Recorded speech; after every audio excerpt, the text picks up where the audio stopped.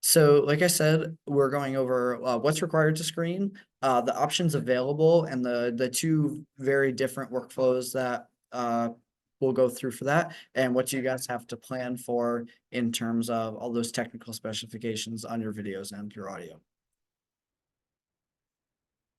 So for screenings, if you haven't screened a film, which is nobody, because everybody screens in the fall, at least for P1, it's obviously our end of the year showcase of films, with the fall being significantly shorter at 100 films and about 20 presentations, and then the spring being the big one, the senior send off, the culmination of all our work over a year period.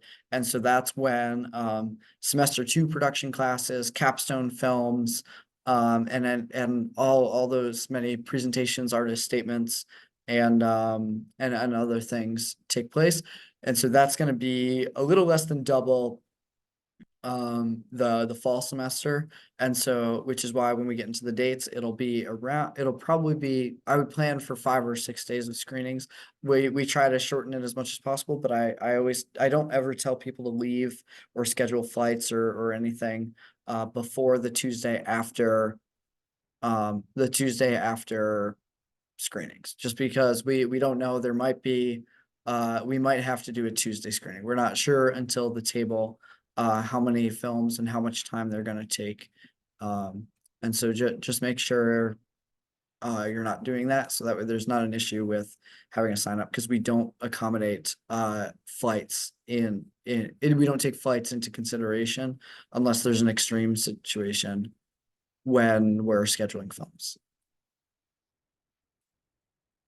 So we do promote professional practices and professional festival submission guidelines.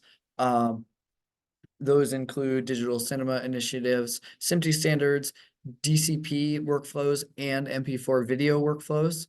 And so we'll get into the differences between digital cinema and video in a few slides, but those are the two options we offer and what they basically are digital cinema puts the onus on you to select kind of whatever you want the image to look like. That's where we have our 4K capabilities and our really nice color spaces and our surround sound. Whereas video, we do a lot of the work to get those to work on the projector, and so we limit you in terms of resolution, color, and sound.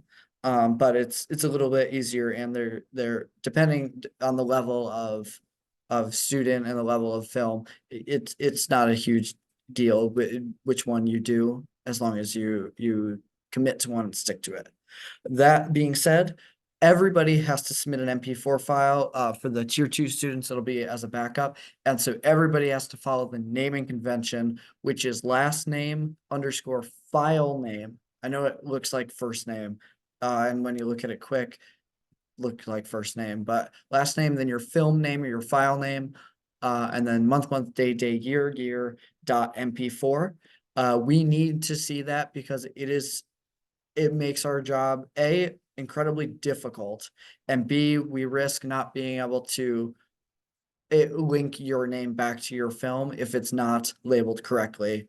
And so like, I don't want to see any more like project 3s or sequence 3s, because those are always fun to like, oh, who submitted that? And then we have to either go through a list, or sometimes it's not connected, so we have to figure it out. So name your film in this format, and we won't have any issues with making sure you're able to screen. The screenings process starts all the way back in September for capstone films, or for live action capstone films at least, and the beginning of January for everybody, in terms of pre-production and deciding what aspect ratio and what you kind of want the frame to look like, what you want to edit on, what frame rate you want it to be, stuff, all that stuff. And so you decide that back then, and you decide kind of what you want it to look like. Then you go through with your production for the majority of the semester. And what you should be getting to now and in the next couple of weeks, if you haven't shot yet, is post-production. And so that's kind of where we start to creep in and we make sure that everything is going to, all your settings are gonna look great, and we'll cover all those settings. Once you're finished with post-production, you'll go through our workflow to export. And you will, once you've exported, you can sign up to do a QC or quality check session with us, where we will play your film back in Wegmans Theater as you intend it to be. And if there's any changes that you want to make, we can assist you with those. And if there are no changes, then feel free to submit, sign up at the table, or if you're a graduating senior, you can actually sign up early, which we'll talk about. But yeah, so then submit and then relax for Tuesday, Wednesday, and then come to screenings Thursday through the rest of the time, and watch your film. So the things to consider, as I keep mentioning, resolution and aspect ratio, which are two different things. We have many aspect ratios that we support, but we really only support a couple of different resolutions, and how we accommodate different aspect ratios is through letterboxing. And then the number of frames per second, depending on tier 1 or tier 2, we limit. For tier 2, it can only be a 24 frames per second film, whereas tier 1 has a little bit more variability to accept little changes. The sound format is also very important in terms of the number of channels. We can't take mono audio. It'll break our entire system. It's an audio failure, and it risks your film not being screened. And so all films have to have at least 2 tracks of audio, not dialogue, audio. If you only have mixed mono audio, you can duplicate the track and do dual mono. All you have to do is select right and then left. It's going to do the same exact thing. And that'll make sure that it's not going to break our system, and it's going to make sure that you're going to screen without any issues. The other thing that within the past couple of semesters has been floated around, especially in the Discord, sometimes people ask questions, and I try to answer it pretty early, is that all films do have to have an audio track. That'll break our process even more if it doesn't. And so you risk not being able to screen if it doesn't have any audio track as well. If it has no sound, as I know a lot of people use as in a creative way, that's totally fine. It can just be a blank audio track. It just needs to have that file or that track, and it would have to be 2 tracks because we can't take mono audio either. So it needs to have 2 blank tracks, so that way we can guarantee you guys playback, and it's not going to fail audio. But yeah, of course, feel free to have no audio if that's what your creative intent is. So the tier 2 overviews and tier 2, tier 1 overviews are the following. We have one option for the picture format of video, and that's HD 1920 by 1080. That screen, and any further changes to aspect ratio needs to be accommodated via letterboxing or pillar boxing. We do support multiple frame rates at 2398, 24, 2997, and 30. Sound again has to be at least stereo of 2-channel, and you submit a video file as an MP4, not an MOV, not anything. And there are presets to exporting those options from Premiere Pro. I don't believe there might be some for DaVinci. I'm not totally sure, but I know from Premiere Pro and Media Encoder, we have presets for that. In addition, we have tier 2 digital cinema, and that's where we have 4 options. We have 2K and 4K. And then 2K and both flat and scope for 2K and 4K. And so we'll get in, I think on later slides, there's the exact numbers, but that's where when you're sitting in the theater and the curtains start to widen, that's where those come from. That's a 4K scope or a 2K scope file. And then so that's a little bit wider on the screen, which we'll get into, and it's higher quality than HD. The frame rate has to be 24 just because it is a digital cinema package that has to stay at 24. It can't be any other frame rate, and that's due to the DCI standards. we do give you the option, however, for this is where the sound comes in, and that's where we get our surround sound mixes. You can of course submit a stereo file, but most DCPs that get submitted are due to the sound, and so we can do 5.1 surround, 7.1 surround, or that stereo, and so that's where you'll work in either the mix labs in Sofa or the sound theater in Magic, and upmix your film or and make it sound really, really awesome and like it's coming from all over.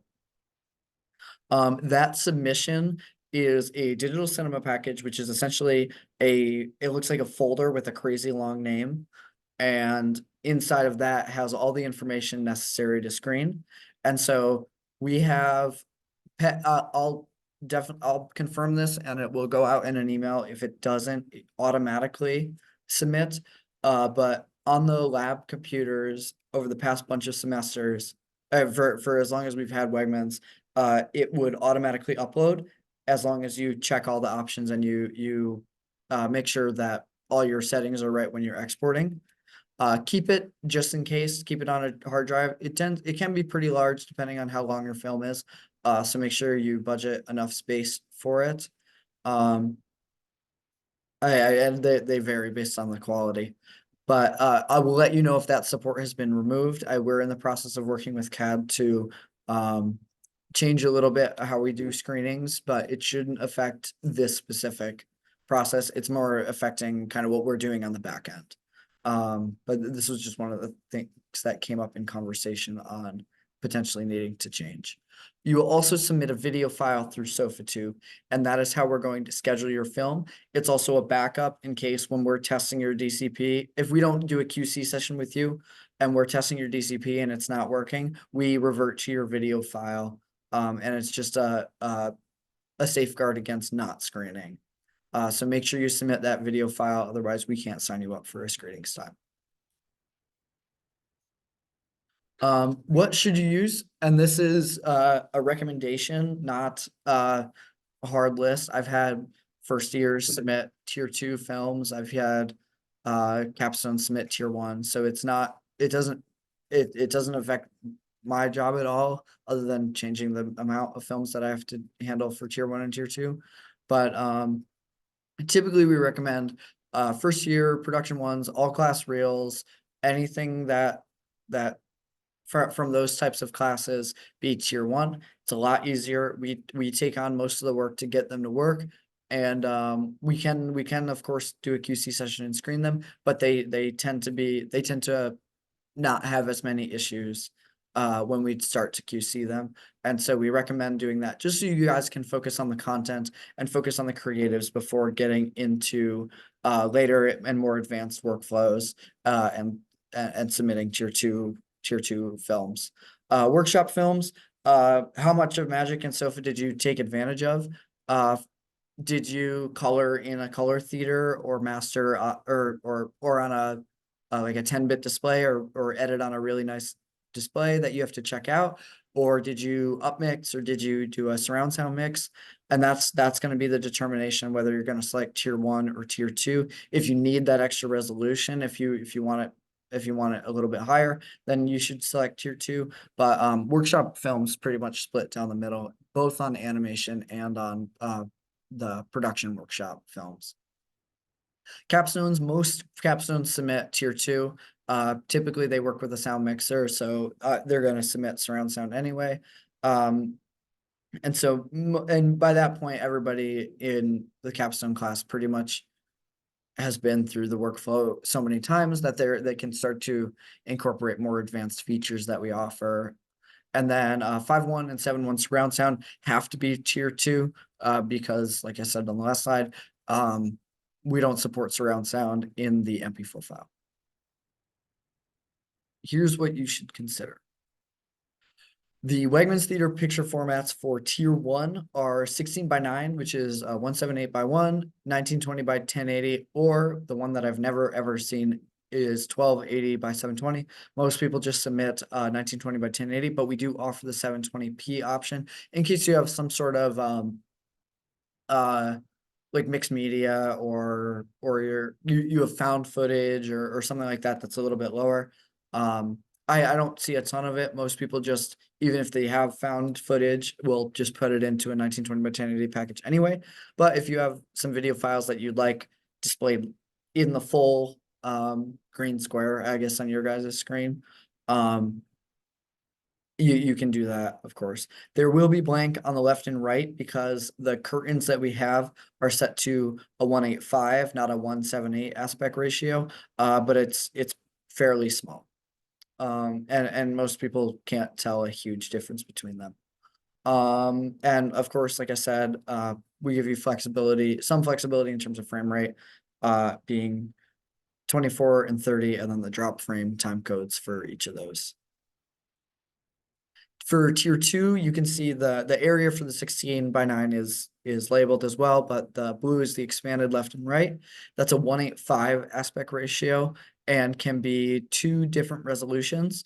It can be 4K 3998 by 2160 or 2K 1998 by 1080. And it should be noted that regardless of 2K or 4K, it's going to look the same size. It's just going to be a different resolution. That being said, if you have 2K footage in a 4K timeline, that's where it's going to look small. So if you're going through on, I guess it's like March 26th, you have a full month to see if you have any mixed resolution footage and determine a way to get around that. So if your intent is not to scale up and down, it stays that way. And the reason I bring that up, I haven't brought that up in previous semesters, but last year we had a couple people reach out and say like, hey, like I have some footage that's shot in HD, but I also have like most of my film is shot in 4K or exported in 4K. And it depends on what it all depends on what package you put it in. If you put it in the 2K package, 2K stuff is going to look big. If you put 2K stuff in the 4K package, it's going to look small. That fills the entire screen with closed masking curtains and is limited to 24 frames per second, as it says on the slide. Scope is the other one we do, which is a 2:3:9 aspect ratio. We also offer 2K and 4K, which is 2048 by 850 or 4096 by 1716. And that fills the screen with open curtains. And again, is limited to 24 frames per second. So if you have your big epic film and the final cinematic masterpiece of a capstone or a workshop, and you want to display it in all its glory, that's where you would select tier 2 scope. Here's a example of everything or all the aspect ratios that can display on the screen. Tier 1 is in the red with it's cropped on both the top and the sides a little bit. No, sorry, it's not cropped on the top. That's my fault. The black and the red area, I don't know if you can see my mouse, but yeah, right here to down here, that's 16 by 9. You can throw a 2:3:9 crop on that and make it that cinematic aspect ratio, of course, but you lose a lot of space. So if you're thinking about this in terms of whether you want to go tier 1 or tier 2, how big do you want it to screen? And are you willing to do a little bit of extra work to get the tier 2 to work to make sure you can get a bigger image? Or if you're okay with it, you can keep the smaller image and crop it in with that. As it says below, there's the 1.85, which is this little dark gray area, and then 2:3:9 is the entirety of what's enclosed in the blue. Other formats, like I said, really we support every aspect ratio as long as it's within the package of 2K or 4K scope or flat or the HD resolution. And so if you want a 4:3 aspect ratio, make sure it uses letterboxing and pillar boxing or like a 1:1 and whatever it is, just make sure it stays at that. You use letter and pillar boxes to do it. Make sure when you do that, you export within one of those screenings format package, one of the presets, because the preset will automatically put your 4:3 film with as long as you already put pillar boxes on it, it will package it into that 16 by 9 aspect ratio for tier 1 or 1.85 or 2:3:9 for tier 2. The Wegmans Theater sound formats, tier one, like I said, only 2 channels and typically is a headphone or a speaker mix. Tier two does the same thing where you can mix it with just your headphones in the labs, but really where you're gonna wanna where we're taking advantage of the full capability is in tier two surround sound, where you must mix in one of the sound theater or the magic, well, one or the magic sound theater or the sofa sound mix booth. Again, that's 6 channels, 5 around, and then one, I think, subwoofer. Maybe if Dave might yell at me, I forget what the one exactly is, but I know it's at the bottom and it's low. And then 8 channels is 7.1. Again, mixing in those theaters. All films should be just like in basic sound. I think I don't know how, I know I took basic sound as a first year, but that might be the MPS way. But if you haven't taken basic sound, export 24-bit, 48 kilohertz, that's standard for audio, and it's usually a WAV file. But obviously if you're throwing that into an MP4, it's going to get compressed down a little bit. But yeah, those are 24-bit, 48 kilohertz are the standard for the audio encoding. Captions, and we'll have a caption workshop next week, like I said earlier, at 8 p.m. on Wednesday. And that will be also, I forgot to mention earlier, it will be both in person on Zoom going forward, and it will be in the Color Theater, which is MSS 2160. Captions are required for all films, and you can head to the FVASA website for a captioning tutorial, which is also on our YouTube channel, and it features many professors still here and a couple of professors from years past. Currently, you need open captions while we develop a workflow for closed captions. I forgot to update the slide from last semester, I guess. This is our second running of the captioning workshop.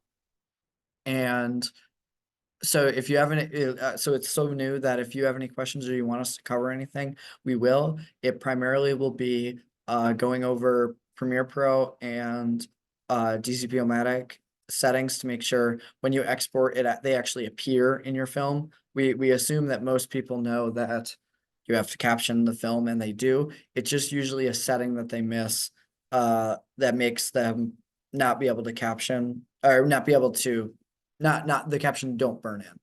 There is a workflow for closed captions through only DCP-O-Matic, and that's if you take an SRT file, you can go into DCP-O-Matic and add that file as well as all your audio and your video. And that can be toggled on and off by us, but I would definitely reach out to me for that. And we can work with you. What most people end up doing for tier two captions is burning it into the video file you have to give to DCP-O-Matic, and then just exporting the whole thing, and it's already all there. Okay. We do have a pre-flight, and this is for tier one files, which of course everybody has to submit a tier one, regardless if you're tier two or not. And that's that extra MP4 file that we use as a backup. And so when you go to SofaTubes to submit, you fill out all the information, definitely make sure the rating is correct, and the length of time is within the Sofa specification for the length restrictions. Then after that, it will give you this image. It will tell you exactly if everything is good or not. And so right here, it says passed, because the file that we tested it with called Brad test, it passed. It had a loudness normalization of -27 ±2, a true peak of less than -3. It had stereo audio. It was the correct resolution, the correct frame rate, and so it passes. If it doesn't pass, it says failed. So if it failed, look at why it failed and go fix that. You can also tell you should have 7 check marks, 4 for the audio and 3 for the video. And if it doesn't have those things, either reach out to us or see if you can fix it. But if you follow the export settings or you use the export presets, it should be fine. It does not check for captions, and it doesn't check for length requirements. That's a physical test that we do on each film right after they get submitted. on Tuesday. And so if there's any issues with, if there are no captions, or if there are, no captions, or if there are, well, I forget the other thing. We will or if it goes over the length requirement, we will be checking it both at the table and on the days after, and it risks not being screened. So make sure it does have captions. A good way to check is by watching the video before you submit. Just one last time, just watch it. I know you've seen it a billion times before you've exported. Watch it one more time, make sure everything is good. If you notice errors in your captions, it's a perfect opportunity to go check those and just make a small change and then export it, watch it again, and then submit. Just to make sure everything is all set.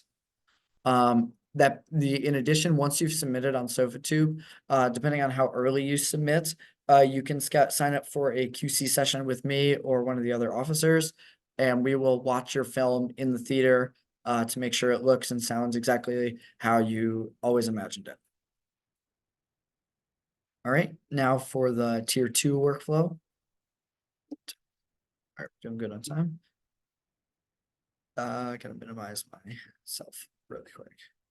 Okay, so the tier 2, preparing for screenings, pre-production, like I said, is the first step early in the semester. Should be getting either just coming out of production or shooting really soon. And now is the post-production process, which is slightly different. You'll go through your timelines, making sure your resolutions are correct and everything is all set with that. Then you'll do your color grade and your sound mix, depending on how high quality you want those to look. And then what you'll do is you'll export from whatever your editing software, whether it's Premiere Pro or DaVinci or Media Encoder, I guess.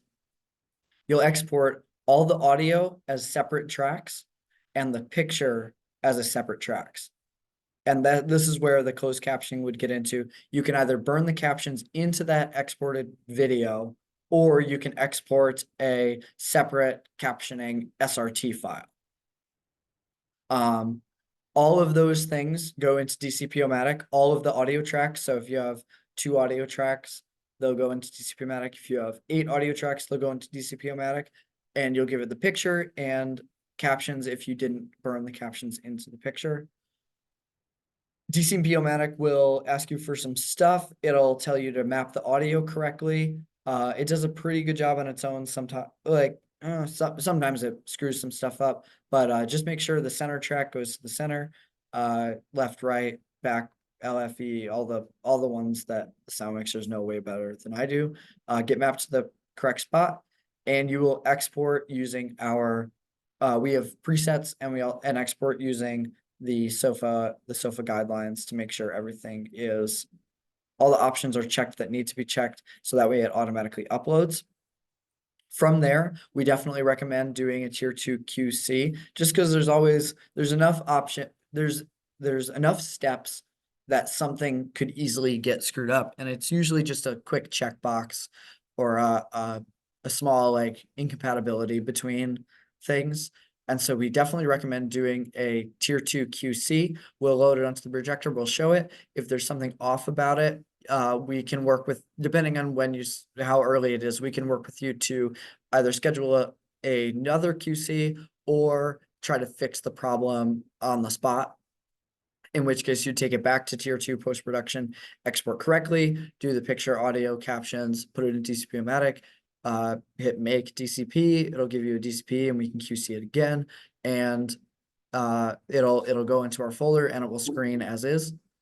After you're done with your DCP and you know that that's all submitted, export the video trim file, which is H.264. It's an MP4 file, and that's the backup file. Take that to the screening sign up page. You definitely watch it, because we watch it and we use it for both length requirements, and we check both the DCP and the MP4 file for both captioning and the bumper and all the other stuff that RIT requires. That film will go into like a kind of a holding bin for us. When you sign it up, it'll move and it'll be published on SofaTube typically they get published on SofaTube by at least a week after the end of screenings. Sometimes there's some stragglers, sometimes files do weird things with our system. So give us just a week to make sure everything is good. But feel free to send us an email if your screening day comes and everything gets, and like all your all your friends have already got their films up on SofaTube, send us an email and we'll check it. We'll kick the system if we need to, or we'll let you know like, hey, it's just in the queue a little bit later and it should get encoded. So, but yeah, just shoot us an email, but we can't really be doing that during screenings because we're doing so many other things in the booth. Definitely shoot us an email after that final Tuesday or final Monday. If you're not seeing things and everybody else is. Max? Yep. Did you mention the date for if you wanted to QC at all? Like you have to submit your film by. I don't have the final dates just because I haven't submitted those reses yet, but I'll go over when those dates will be. Yeah. Okay, cool. That'll be in the end. It's typical, and they don't. It's typically the week right before screenings. The two weekends I book a lot of the time in Wegmans. Mhm. And then I book a couple of afternoons and stuff during the week, just in case some people's weekends are busy.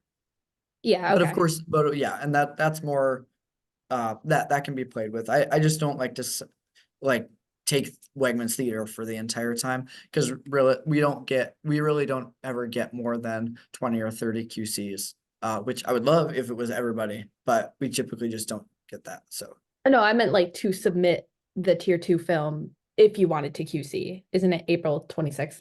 oh, that we'll get into that because Okay, cool. yeah, All right. that's the amnesty deadline. Yeah. Okay, cool. Thanks. Like I said, DCP-O-Matic takes the picture, audio and captions, gives it to DCP-O-Matic and spits out a DCP. It is a two-step process in terms of exporting, and it'll come out as a folder, which is labeled your film name. It's got the date. It says like simpty.ov. It's a whole long name, and that is your DCP.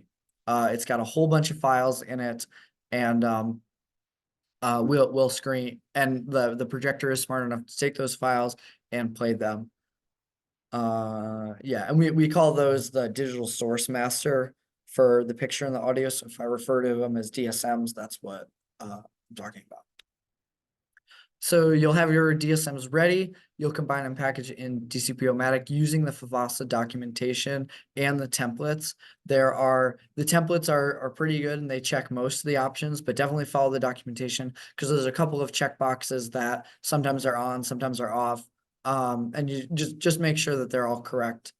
When completed, keep a copy for yourself. Like I said, they can be large depending on how high quality. That being said, I've had hour and a half films that screened at Magic that were, 20 gigabytes, and I've also had 20-minute student films that were 20 gigabytes. So they really vary based on the time.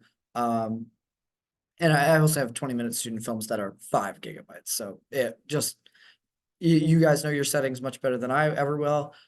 So just budget enough space to be able to keep a copy of that DCP. And the DCP should be sent to us automatically, but you should definitely keep the DCP for two reasons. One, it means that you already have made that, and it's going to be the exact same file that you can submit right to festivals, depending on the festival. Some festivals will take video files or ProRes encoded files and stuff like that, but a lot of festivals will just take a DCP right off the bat. And just in case there's any issues with yours or it does, excuse me, it doesn't get uploaded properly, we can work with you at the table or in the week prior to the table to make sure it's the correct file ends up showing during your screenings time. The following are the dates for screening, so everybody should get out their phone and take a photo of that, as I know that I just screwed it up, and so you're going to have a wrong photo, but it's not that hard to tell. The first day of screenings is not April 2nd, it's May 2nd, but everything else is correct. And it's also in a social media post that Lily put out, so thank you, Lily. And it is correct on there. So SofaTube portal will open April 15th at 8 a.m. That is a Monday. And that means that you have 14 days to submit your film, and actually a little bit more because we go to the end of the day on April 29th. So make sure it's submitted, of course. That's when the giant email that I send out every semester comes out that has all these dates, any information, the call for artwork sometimes, and all the information that we need for screenings will go into that email. And that should go out around 8 a.m. on Monday as well. The amnesty deadline is Wednesday, April 24th at 10 p.m. That is the deadline. So if you submit your film between April 15th at 8 a.m. and April 24th at 10 p.m., you get access to the amnesty. We will automatically check your file anyway. We'll take a slot in the QC sessions we book, and we'll double check it, and we'll let you know if we find any issues, or we'll let you know if there aren't any issues. And just let you know that you're good to go. The amnesty deadline has a little bit of a different connotation for seniors as well. So for seniors, if you submit your film early between April 15th and April 24th, you can also email FVASA with the screenings time you'd like to have, and that's on a first come, first serve basis. And if you get it to us before the April 24th, we'll book it and schedule it and automatically QC it. If we or QC it with you, we'll work with you to, if you think it's going to be fine, we'll automatically QC it, or if you want to see it QC'd, which most people do, we'll work to find a time. If we find an issue during that QC, you will not forfeit your screenings time, and you can keep it throughout any changes and anything like that. It also gives us, it's a little bit of a reward for students who submitted early, because it alleviates some of the QC stress we have during the final weekend and up to the signups table. After the amnesty deadline, there are still QC sessions. We just can't guarantee support. We're most likely too busy, especially if we have a lot of QCs. And we'll work with you a little bit, but we can't be sitting there and working through every single thing with you guys. So after the amnesty deadline, there will still be QC sessions, but if you're a graduating senior who submits and submits a time that they'd like to screen, you forfeit that if your film is found to have technical flaws and you need to resubmit. Yeah, and I think that should be everything. The QC sessions, let me pull up my calendar really quick, because I just forget the exact dates. Will be the 20th and 21st weekend, all the way up till the 27th and 28th weekend. Typically I have more spots on the weekends because people are freer on the weekends. But I will have probably a couple during the week in case anybody wants to sign up. I know that this is, I know last semester we had a lot of issues with the projector leading up to screenings, and so that was obviously a big concern for everyone. So hoping that doesn't happen again. And please, God, don't let the lightning strike magic or something like that, because that would really suck. But it meant that last semester we couldn't offer as many QC sessions because the projector was down. This semester we're expecting to go full force on QCs and we can work with you guys to make sure if you want a QC, we can. The general submissions deadline is April 29th at 10 p.m. That's after that, we don't accept any more films, and you have to go through a huge process with Shanti and your professor, and I believe the program director, or your animation MPS or live action director. I'm not totally sure, but it's very difficult. It comes with a massive grade penalty if you pass at all, and just don't do it. Just submit by 10 p.m. We have how many? Yeah, like a full month and 3 days to get it submitted, so there's definitely enough time to get everything finished up before then, so make sure it's submitted. The signups will take place from 7 p.m. to 10 p.m. We will open right up at 7, but if you guys haven't submitted films prior, or if you've had friends submit your P1 films or something and you haven't been in the screenings line before, that line typically starts to form pretty early. So if you absolutely have to film screen on a certain day, try to get there. I don't know exactly when most people get there, because I get there at 6 to set up and then started at 7. But typically people are there from like 4 to 5. And they start to form a line down that hallway. So if you absolutely need a time, make sure to get there as early as you think is going to be necessary. Um, yeah. But that being said, if you have a final on one of the days of the classes, Thursday, Friday, or Monday, Tuesday, let us know and we'll find a time to schedule you. And we always are able to massage the schedule a little bit in order to accommodate finals. But depending on how far back in the line you are, it does start to limit you in terms of how much we can massage or where we can stick you. So it might mean that you have to screen early morning or end of day. First day of screenings is not April 2nd, as I said, it's May 2nd, and that's a Thursday, just like every semester until from now until the beginning of time and probably the end of time.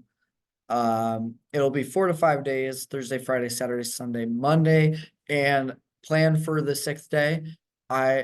We try our hardest to limit the number of days.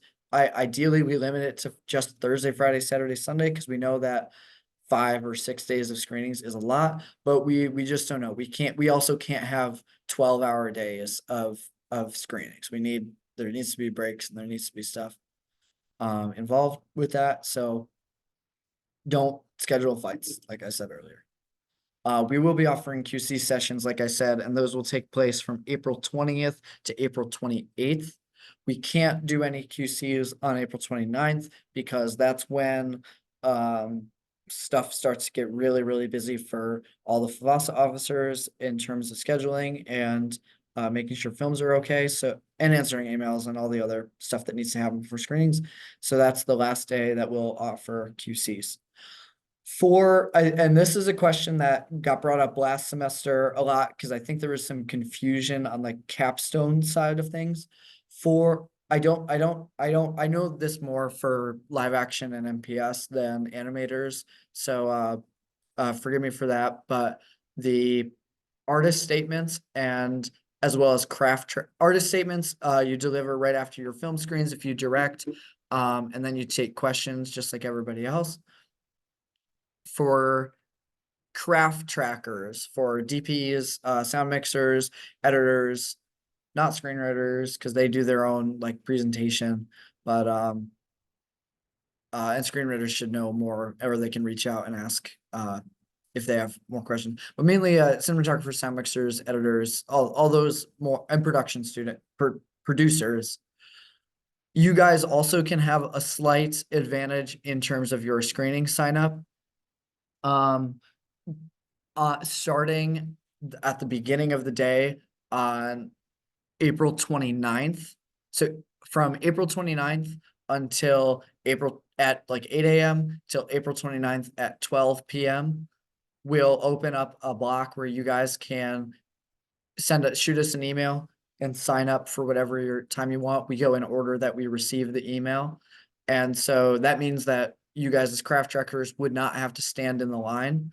I'll have a better updated slide on my presentation in 2 weeks, but because that'll be a little bit closer and you guys might be thinking about that a little bit more. But yeah, so there's about there's a few hour block where you can shoot us an email. Maybe it's not 12 p.m. I think it's 6 p.m. actually, but I'll confirm. It's also in the SOFA manual. So you can definitely check it out there. And we will be accepting the times I think I'm 99% sure it's 6 p.m. now. Once that 6 p.m. deadline hits, that window has closed and you'll have to stand in the line to sign up with everybody else. But typically there's not more than like, there's definitely not more than 30. And there, I don't know exactly how many crafters there are in live action and PS and I don't think animators do it as much. But yeah, sorry, it's late and I'm slowing down. But yeah, so that'll be more covered in the meeting in 2 weeks, but it's also in the SOFA manual. So refer to that or shoot us an email if you have any questions about that. Is that it? Okay. Does anybody have any questions? I know that was a lot and it was a large overview. And we're just about to hit an hour. But does anybody have any questions? You can either type them in the chat or shout them out loud, and I'll wait like a minute for that.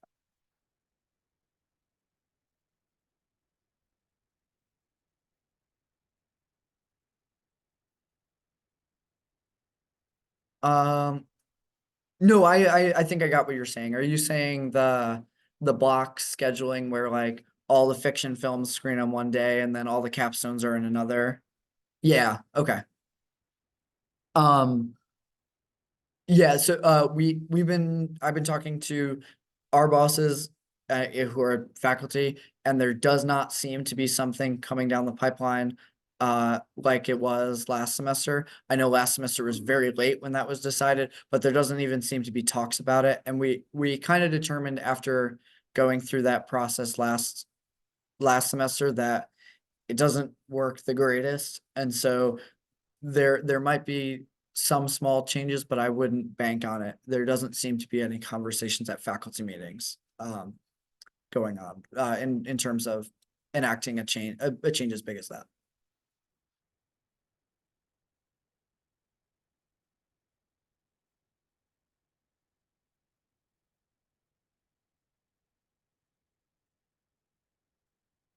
All right. I guess unmute within the next like 10 seconds if you have a question, but oh, sorry. As an animation. Um, so the DCP-O-Matic, it'll be covered a little bit, but it's a fairly easy process to go through. And all the documentation is on the FVASA website. So I'd encourage you to look there first. However, it is pretty easy. You open the app just like you open any other app on a computer. You select your template and you add the files that you need, and you pretty much just hit make DCP after making sure your audio is mapped correctly. If you have any other questions, feel free to reach out. I use DCP-O-Matic pretty much all the time to test I work in Magic as well, to test Magic workflows. So I know a lot of the ins and outs of it, but it's a fairly robust software that doesn't make mistakes often. It's typically like a user parameter that doesn't get checked when there are issues. And it's a pretty easy, even if it doesn't look the greatest, it is a pretty easy system to use.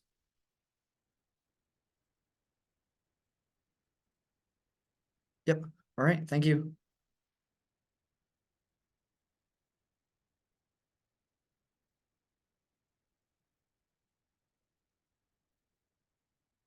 All right. Unmute if you have any last questions, but with that, I think I'm going to end the Zoom.